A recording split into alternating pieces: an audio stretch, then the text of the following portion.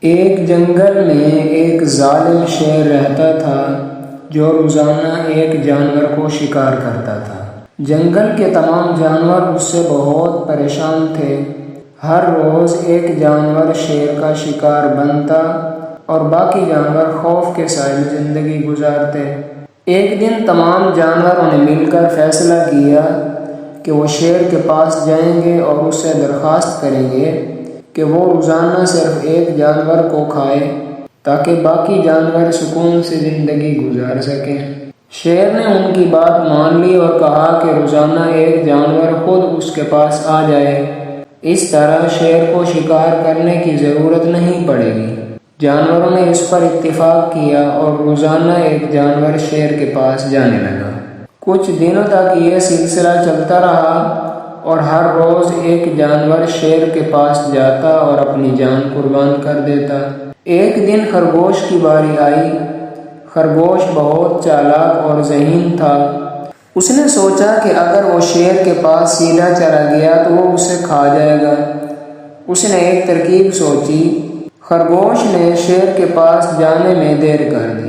جب وہ شیر کے پاس پہنچا تو شیر بہت غصے میں تھا اور بولا، تم اتنی دیر سے کیوں آئے ہو؟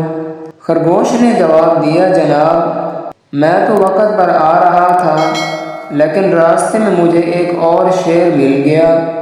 وہ کہہ رہا تھا کہ وہ اس جنگل کا بادشاہ ہے اور اس نے مجھے روک لیا۔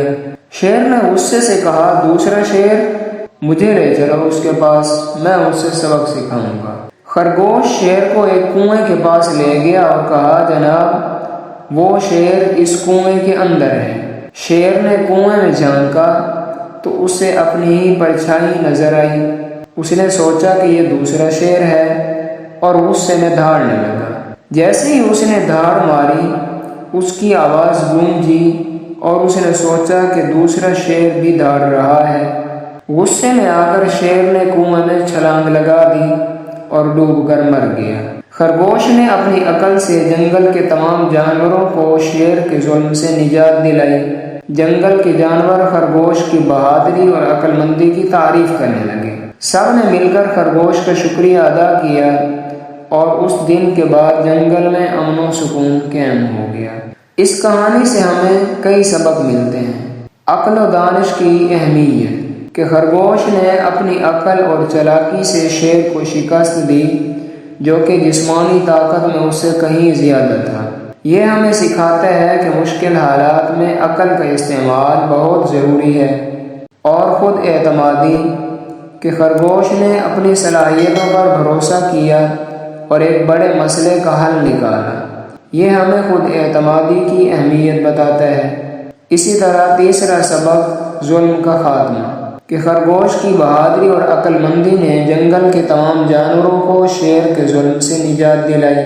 یہ ہمیں سکھاتا ہے کہ ظلم کے خلاف کھڑے ہونا اور اس کا خاتمہ کرنا ضروری ہے۔ اسی طرح ہمیں سبق ملتا ہے اتحاد کی طاقت کہ جنگل کے جانوروں نے مل کر شیر کے سامنے اپنی بات رکھی اور ایک حل نکالا۔ یہ ہمیں اتحاد کی طاقت کا احساس دلاتا ہے۔